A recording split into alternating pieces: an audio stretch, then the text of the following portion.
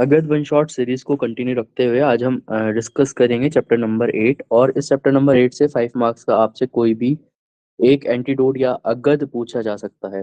तो कौन कौन से अगध पढ़ने हैं हमें इसमें से? दुशावरी अगध पढ़ना है, बिलवादी अगध पढ़ना है, दशांग अगध पढ़ना है, मोरवादी, पंचशीरीष, विषगण महाकषाय और एक सार गण हमें ये पढ़ने हैं।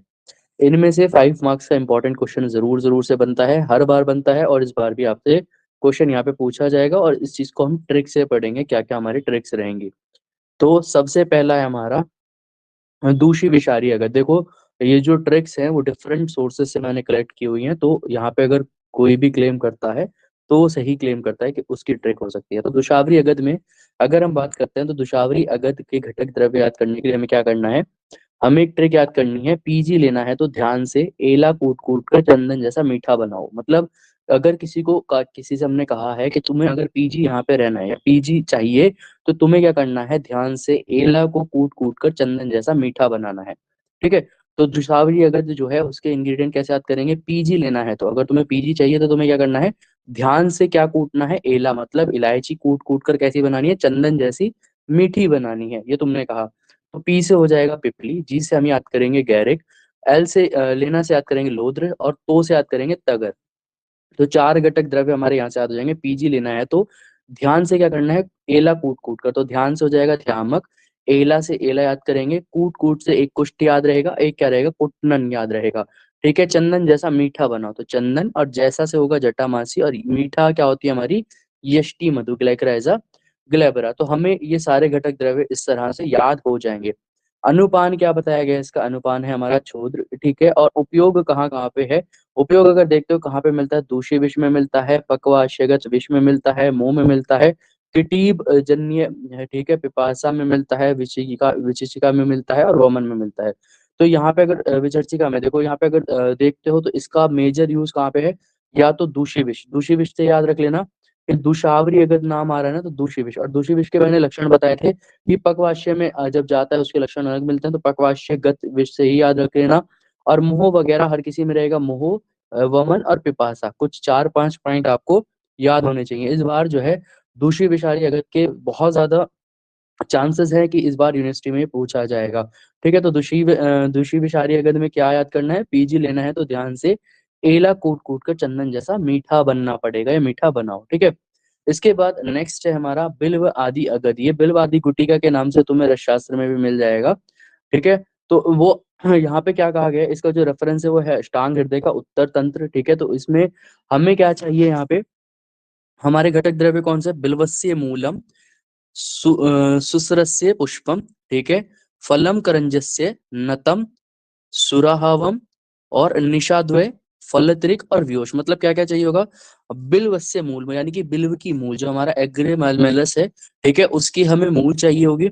इसके बाद क्या चाहिए होगा हमें? सुरस मंजरी चाहिए होगा। ठीक है। और फल करंज से मतलब करंज का जो फल है वो चाहिए होगा। नतम चाहिए होगा, सुराहवम चाहिए, सुरा चाहिए होगा। ठीक है। और निषाद्वय, निषाद्वय में कौन कौन आता है? हरिद्रा और दारू हरिद्रा, क्योंकि हरिद्रा का ही एक पर्याय है क्या हमारा? निशा, निशा क्या है? हरिद्रा का ही एक पर्याय है। ठीक है। फल त्रिक मतलब 3 फल कौन कौन से होते हैं? हरित की, विविध की और आम्ल की चाहिए होगा। और हमें क्या चाहिए होगा? व्योश। व्योश किसको कहा जाता है? त्रिकटु को व्योश के नाम से जाना जाता है। ठीक है। तो त्रिकटु का जो पर्याय है वो व्योश है। इसमें कौन कौन से चाहिए होंगे? शुंठी, पिपली और मरी चाहिए होगा। तो अब देखो इसमें जो घटक द्रव्य है तुम्हें कैसे याद करना है? निशा जो है, निशा की नस नस में क्या है? बीएसपी, यानी कि एक पार्टी थी मायावती जिसको रिप्रेजेंट करती थी वो, और फल और व्योश है। तो निशा की जो नस नस मतलब उसकी पूरी रगों में बीएसपी, फल और व्योश है। तो कैसे किसी को कह देता ना कि इसकी नस नस में ऐसा है, तो निशा की नस में बीएसपी, फल और व्योश है। निशा से याद करोगे निशा द्वय, तो निशा द्वय में कौन कौन आएगा? हरिद्रा और हमारी दारू हरिद्रा आ जाएगी। ठीक है। नस से याद रखोगे नतम, और सा से याद करोगे सुरा। ठीक है। इसी तरह बीएसपी से याद करोगे बिल्व, बिल्व, सूरस्य पुष्प। ठीक है। और क्या याद करोगे? पी से याद करोगे तुम यहाँ पे,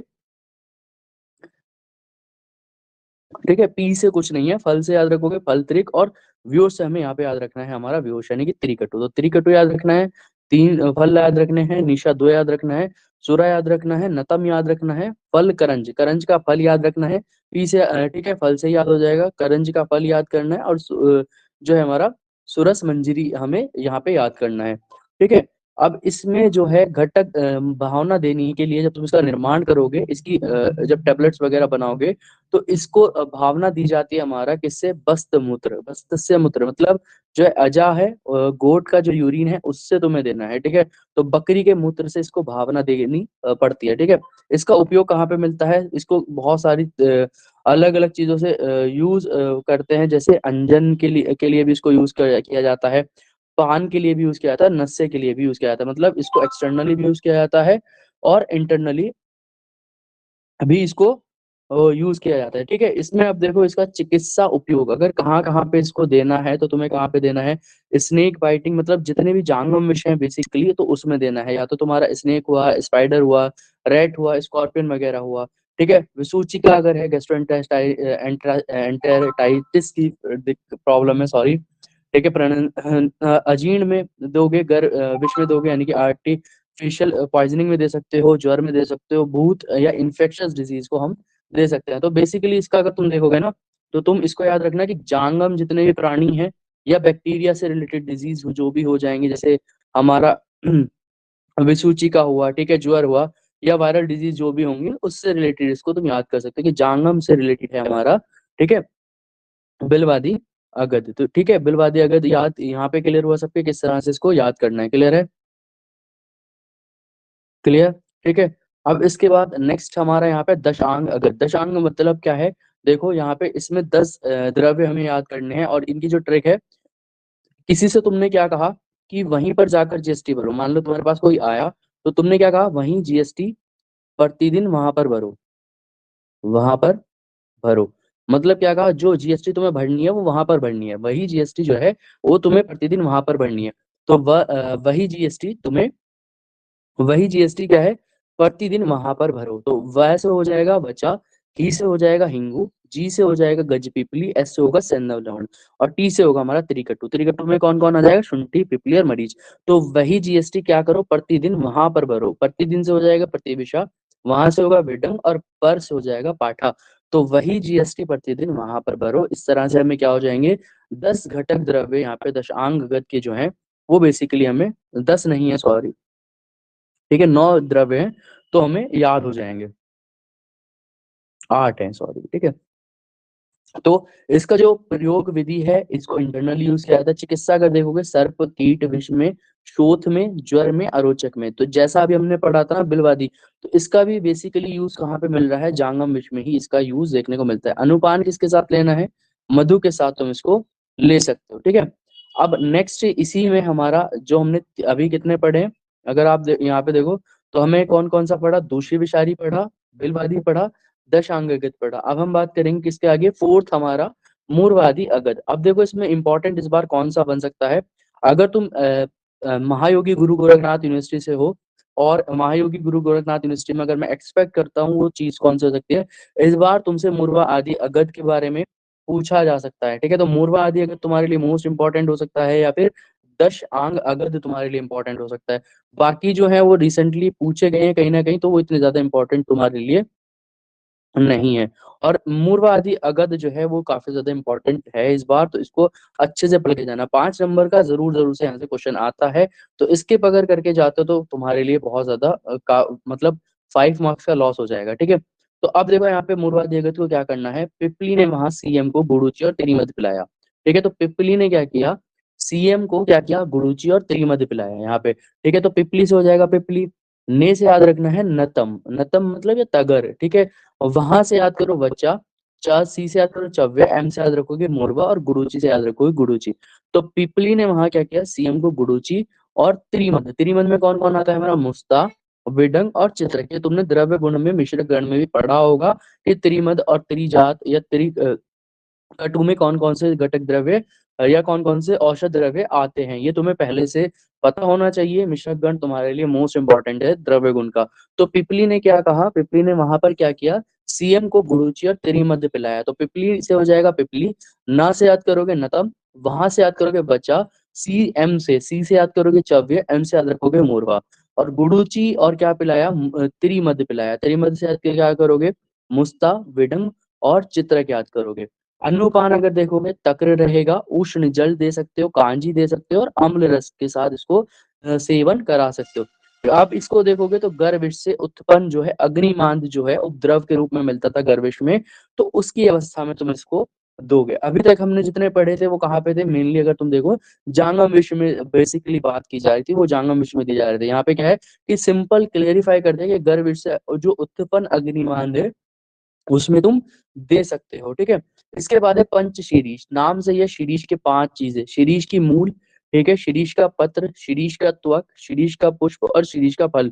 इन सभी को जब हम समभाग में मतलब एक इक्वल अमाउंट में लेकर क्या करते हैं, गो घृत में मिलाकर सेवन करने से जितने भी विष हैं, अब देखो ये सर्प विष में भी है, ये कीट विष में भी है, तुम्हारा स्थावर विष में भी आ गया, जांगम विष में भी आ गया। तो अगर तुमसे एमसीक्यू में भी पूछा जा सकता है कि सर जो पंचशीरीष अगध है वो किस में दिया जाएगा, सर्प विष में, या फिर तुमसे पूछ सकता है कृत्रिम विष में या स्थावर विष में या सभी में, तो सभी में इसको दे सकते हो। और इसमें क्या रहेगा, कुछ भी एक्स्ट्रा नहीं है, मतलब शीरीष के नाम से याद रखेना, शीरीष के जो 5 चीजें हैं, मूल, पत्र, त्वक, पुष्प और फल, इन सभी को क्या करना है, इक्वल अमाउंट में लेना है, गोघृत में मिलाकर इसको सेवन कराना है। ये है पंचशीरीष अगध पान का लेप। और पान के रूप में भी यूज कर सकते हो। तो अगध का जो है, जो पंचशीरीष अगध है, उसको तुम इंटरनली भी यूज कर सकते हो और एक्सटर्नली भी यूज कर सकते हो। क्लियर है पंचशीरीष अगध तक अभी तक सभी को? क्लियर ना? पंचशीरीष अगध तक सभी को क्लियर है? चलो ठीक है। अब नेक्स्ट हम बात करते हैं विषगण महाकषाय। ये हमारे 2021-22 बैच के क्वेश्चन जो था, यानी कि अभी से प्रीवियस जो तुम्हारा बैकअप पेपर हुआ, उससे पहले जो पेपर हुए थे उसमें ये आया था हमारा। तो इसमें क्या था, ये श्लोक इंपॉर्टेंट है, आचार्य चरक ने दिया है, चरक सूत्र स्थान में है शायद, ठीक है। एक बार रेफरेंस चेक कर लेना, यहाँ पे मैं रेफरेंस मेंशन करना भूल चुका हूँ। तो यहाँ पे क्या है, हरिद्रा मंजिष्ठा शोभा सूक्ष्म एला पलिंदिनी चंदन कतक शिरीष सिंधुवार श्लेष्मत का इति दशोमानी विषगणानी। तो विषगण महाकषाय में भी इसको तुम्हें वर्णन मिलता है। तो ये कौन कौन से हैं, हरिद्रा विषगण महाकषाय में मंजिष्ठा, शोभा, सूक्ष्म एला, पलिंदिनी, चंदन, कतक, शीरीष, निर्गुंडी या सिंधुवार कह सकते हैं, और लोसोड़ा जिसको हम क्या कहते हैं श्लेष्म आत को। यहाँ पे क्या कहा गया देखो, श्लेष्म आत को, ठीक है। तो यहाँ पे इसमें 10 हमारे पास ये घटक द्रव्य हैं, और इनको जो है ना, यहाँ पे देखो मैं बहुत कमी से तुमको कहता हूँ श्लोक याद करने के लिए, लेकिन इसका श्लोक इंपॉर्टेंट है। इस श्लोक को याद कर लेना, भले ही ये पहले आ चुका है लेकिन इस बार भी पूछा जा सकता है। विषगण महाकषाय, ठीक है। नेक्स्ट है हमारा लास्ट इस चैप्टर में एक सार अगध। एक सार अगध में कौन कौन सा रहेगा, हमारा बाकुची रहेगा, कटबी, निर्गुंडी, पुनर्नवा, आम्र, वरुण, सर्पगंधा, शीरीष, अरगद, कुष्ठ, सप्तला, अर्कपुष्प, वाल्मीकि मृत्तिका, वाल्मीकि मिट्टी जो है, ठीक है। सबके समूह को एक सार कहा जाता है। ये द्रव्य दो दो या तीन तीन मिलाकर प्रयोग किए जाते हैं। मतलब या तो तुम बाकुची ले लो, या फिर तुम सर्पगंधा दो ले लो, या फिर तुम 3 ले लो, बाकुची, सर्पगंधा, शीरीष ले लो, या फिर तुम क्या करो पुनर्नवा, अरगवत और आम्र ले लो। मतलब दो दो या तीन मिलाकर प्रयोग किए जाने पर विष को नष्ट कर देते हैं। तो सिंपली क्या करना है तुम्हें कि या तो इनको दो दो के साथ ले लो, अर्क पुष्प मान लो तुम अर्क पुष्प ले रहे हो, उसके साथ सप्तला ले लिया, कुष्ठ ले लिया, तो ऐसे भी यूज कर सकते हो। या फिर तुमने क्या लिया, मान लो कुष्ठ ले लिया तुमने, वरुण ले लिया, तो ऐसे भी यूज कर सकते हो। यानी कि मतलब दो दो के कॉम्बिनेशन में, तीन तीन के कॉम्बिनेशन में इनको मिलाकर यूज करना है। एक सार गण का वर्णन सर्प विष के संदर्भ में किया गया है। तो इसका इंपॉर्टेंट है कि सर्प विष में दोगे, और सर्प विष में कैसे दोगे, सर्प विष में अगर बाइट है तो क्या करोगे इसका, अगर यूज भी देखोगे तो इसका कैसे मिलेगा, एक्सटर्नल यूज मिलेगा। वाल्मीकि मिट्टी जो है उसको तुम खा तो सकती है नहीं हो, ठीक है। तो इसका अगर वाल्मीकि मिट्टी के साथ कुछ देना है तो तुम क्या करो, अरगवत दे दो। तो मतलब दो द्रव्य या तीन द्रव्यों को साथ में कॉम्बिनेशन देना है, इसी को हम क्या कहते हैं, एक सार अगध, ठीक है। ये हो गया हमारा यहाँ पे जो हमें सात के साथ अगध यहाँ पे पढ़ने थे, एंटीडोट्स कह सकते हो तो मॉडर्न के एक्सपेक्ट में इनको, वो हमें पढ़ना था। तो यहाँ पे इस चैप्टर में इतना ही है। ये आचार्य सुश्रुत ने सुश्रुत संहिता में इसका वर्णन किया है एक सार अगध का। तो यहाँ पर हमारा हो जाता है चैप्टर नंबर 8 कंप्लीट।